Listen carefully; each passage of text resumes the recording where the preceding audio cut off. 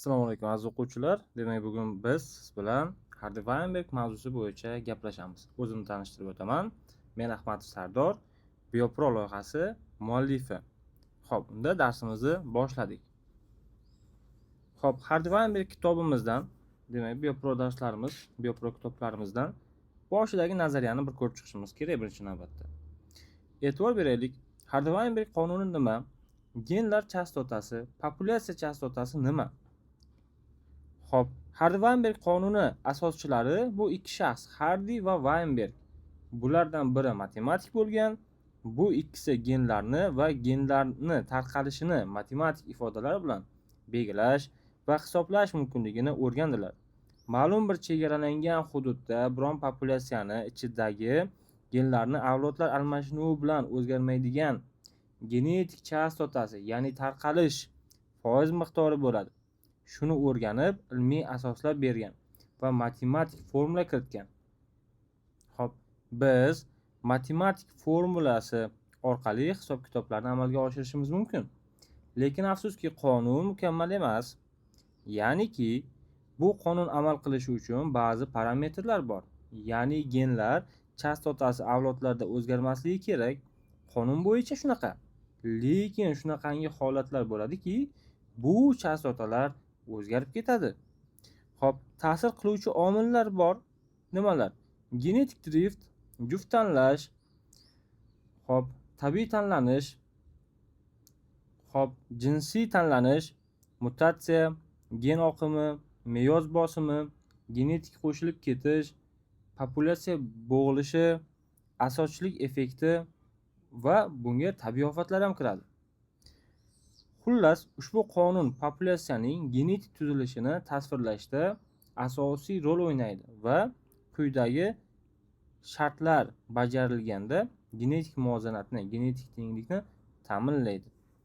Xo'p, birinchi navbatda katta populyatsiya bo'lishi kerak. Tasodifiy genetik driftning ta'siri minimal bo'lishi kerak. Tasodifiy juftlashish kerak. Juft tanlash tasodifiy amalga oshishi kerak. Ya'niki mutatsiyalar yo'q bo'lishi kerak. Mutatsiyaga uchramaslik kerak. Tabiiy tanlanish yo'qligi. Populyatsiyada barcha genotiplar bir xil tirik qolishi va ko'payish imkoniyatiga ega bo'lishi kerak. Xo'p, gen oqimi yo'qligi. Populyatsiya boshqa populyatsiyalar bilan gen almashmasligi lozim. Qonunning asosiy formulasi quyidagicha: P plus Q teng 1, P plus Qning kvadrati 1 kvadratiga teng. Bundan kelib chiqadiki, pi kvadrat 2pi Q kvadrat 1 ga teng bo'ladi. Bu yerda pi dominant allel chastotasi, Q resessiv allel chastotasi, pi kvadrat dominant gomozigota, demak katta genotip chastotasi, 2pi Q heterozigota genotip chastotasi, Q kvadrat resessiv gomozigota kichik a genotip chastotasi. Bu formula ikki gen birgalikda kelib genotipni hosil qilganida demak mos keladi.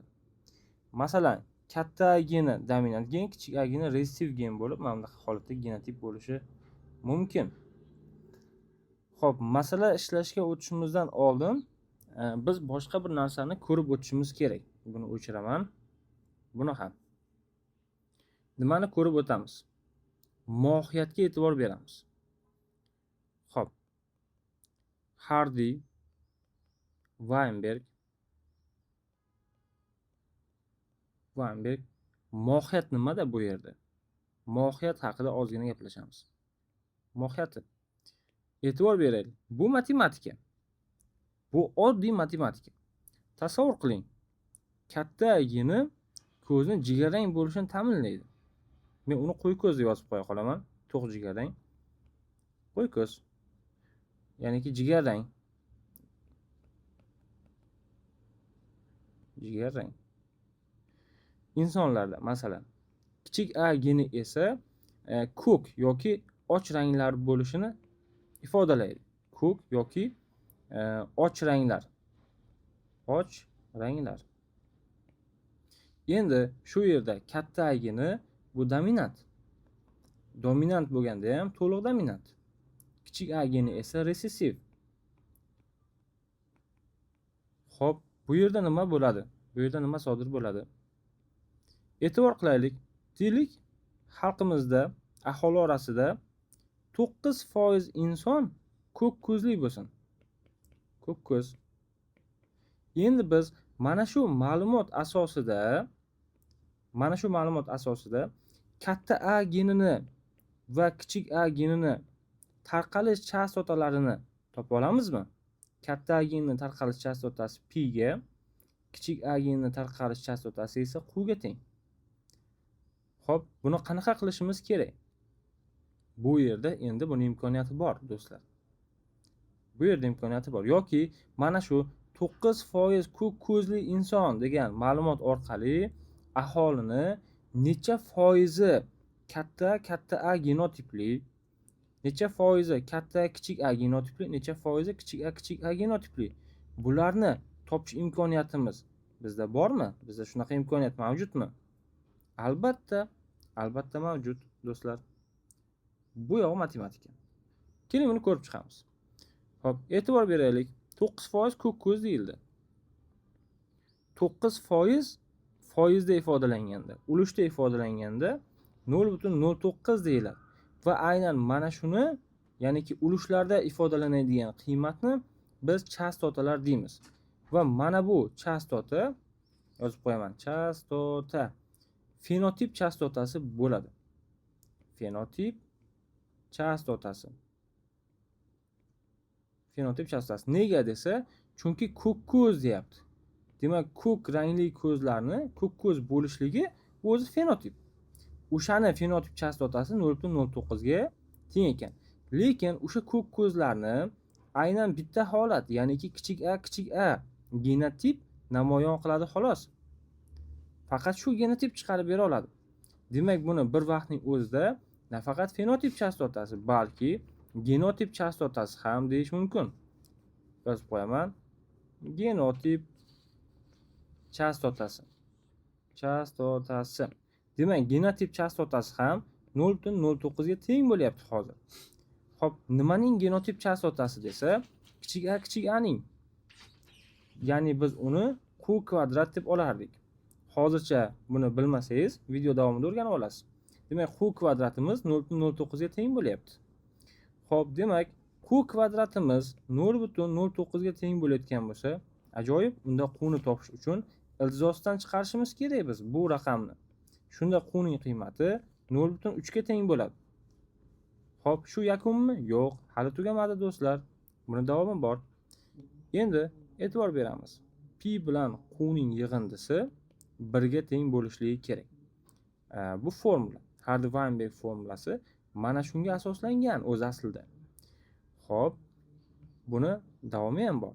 P plus q ning kvadrati u ham 1 ning kvadratiga teng bo'lishi kerak. 1 ning kvadrati esa 1 ga teng. Lekin mana bu yerni ochishimiz mumkin. Ochganimizda pi kvadrat 2 pi q plus q kvadrat bo'lib ochiladi va bu 1 ga teng. Xo'p, bu ham yakun emas. Bu nima? Va bu nima? Bu kattani, demak, tarqalish chastotasi, ya'ni genotip chastotasi deb o'ylashimiz mumkin. Bu esa heterozigota uchun, bu esa kichik a holat uchun. To'g'ri hamda o'zi katta a ni biz pi deydigan bo'lsak, pi ko'paytirilgan pi bo'lyapti bu yerda. Yoki bu yerda pi ko'paytirilgan q bo'lyapti. Yoki bu yerda q ko'paytirilgan q bo'lyapti. Go'yoki shunaqa. Xo'p, hozircha buni o'chirib tashlaymiz. Xo'p, bizga mana bu joyi kerak. Ya'ni pi plus q ni 1 ga teng ekanligi. Yozaman. Mana bu yerdan pi bilan q ning yig'indisi 1 ga teng bo'lsa va bu yerda q ning o'zi 0.3 ga teng bo'lsa, demak pi nimaga teng bo'lishi kerak? Albatta 0.7 ga. Bularning yig'indisi esa 1 ga teng bo'lishi kerak.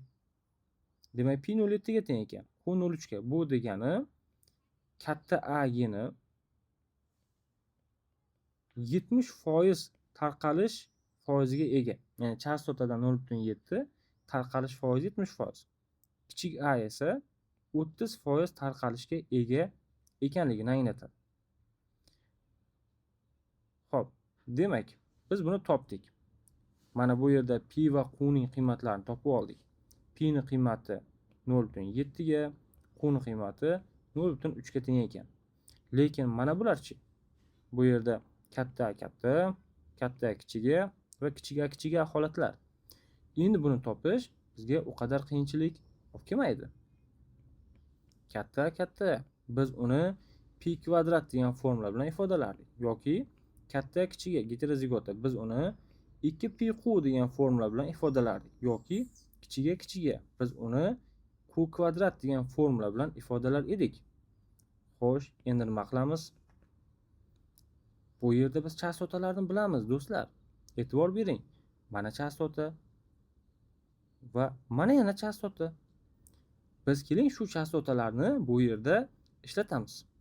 0.7 ning kvadrati 0.49 yoki mana bu yerda ham 2 ko'paytirilgan 0.7 ko'paytirilgan 0.3. Demak 0.42. Xo'p, matematikani mendan ko'ra yaxshiroq bilasiz. Oxirgisini o'zingiz bir hisoblab ko'ring. Qani nima chiqar ekan? 0.3 ning kvadrati 0.09. Demak, mana bu raqamlar, bu sonlar, bular chastotalar. 0.49 ham yoki 0.42 ham yoki 0.09 ham bular chastotalar. Faqat qanaqa chastota? Chastotalar ham turli xil bo'ladi. Ya'ni xo'p, genlarning tarqalish chastotasi, genlarning tarqalish chastotasi. Undan tashqari yana genotipning tarqalish chastotasi, genotipning tarqalish chastotasi. Va yana bitta holati bor. Fenotipning tarqalish chastotasi. Fenotipning tarqalish chastotasi. Xo'p. 3 xil chastota bo'lyapti. Endi chastota demak bu uni foizda ifodalash ham mumkin.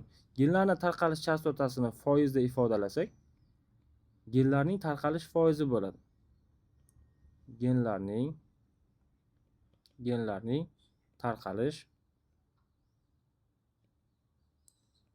foiz holati. Shunaqa deb yozib qo'yaveramiz. Endi genotipning tarqalish chastotasini ham foizda o'lchash mumkin. Bu genotipning tarqalish foiz holati bo'ladi. Xuddi shunday oxirgisi, ya'ni fenotipning tarqalish chastotasini foizda ko'radigan bo'lsak, u fenotipni tarqalish foizi bo'ladi. Endi bu yerda yozganimiz 0.49, 0.42 va 0.09 lar bu genlarning tarqalishi emas. Biz genlarning tarqalishini bu yerda yozgandik 0.03 va 0.07. Bular genlarning tarqalish chastotalari edi. Bu yerdagi 0.49, 0.42 va 0.09 lar bular genotiplarning tarqalish chastotasi. Xo'p, qaysi biri qaysining tarqalish chastotasi? Masalan, katta, ya'ni dominant gomozigota holatni o'sha tabiatda yoki o'sha populyatsiyaning ichida tarqalish chastotasi 0.49 ga teng ekan. Ya'niki o'sha ma'lum bir hududdagi insonlarni ko'rayotgan bo'lsak, ularda 49% holatda, mana bu yerda endi foizda 49% bo'ladi. 49% katta genotipli ekan. Xo'p, mana bu esa heterozigota holat uchun. Bu degani 42% o'sha aholi orasida 42% inson heterozigota holatda ekan genotipi. Xo'p, eng oxirgisi esa kichiga holat. Demak, bu yerda ko'rinib turibdiki, 9% holatda, demak, ko'k ko'zlar mavjud bo'lar ekan. Mana bu yerdagi 49 va 42% holatlar Bular jigarrang ko'zlar bo'ladi. Jigarrang. Bunisi ham jigarrang. Nega ikkalasi ham jigarrang bo'ladi desa, chunki katta A geni dominant gen. Dominant bo'lganligi hisobidan bu yerda heterozigota ham, demak, dominant gomozigota ham ikkalasi ham bizda jigarrang ko'zli bo'ladi. Ikkalasi ham birgalikda hisoblanib ketadi. 0.91. Demak, 0.91 bu endi fenotip chastotasi bo'ladi. Fenotip chastotasi. Nimaning fenotip chastotasi desa, bu endi 0.91 jigarrang ko'zli bo'lishligini fenotip chastotasi. Foizda 91% bo'ladi. Endi mana bu yerdagi 9% ikkalasiga ham yuraveradi. Ya'ni bir vaqtning o'zida ham fenotip chastotasi bo'lishligi mumkin, bir vaqtning o'zida ham genotip chastotasi bo'lishligi mumkin. Chunki mana bu yerda ko'k ko'zli bo'lishlik fenotipini faqat bitta genotip berganligi uchun ikkalasiga ham demak tegishli bo'laveradi. Yuqoridagi 91 yoki 0.91 ga qaraydigan bo'lsak, bu yerda unaqa holat bo'lmaydi. Xo'p, mavzuni qisqacha nazariyasi mana shundan iborat. Demak, birinchi darsimiz tugadi. Ikkinchi darsimizda biz mana bu yerdagi birinchi bo'lim masalalarini siz bilan ishlashni o'rganamiz.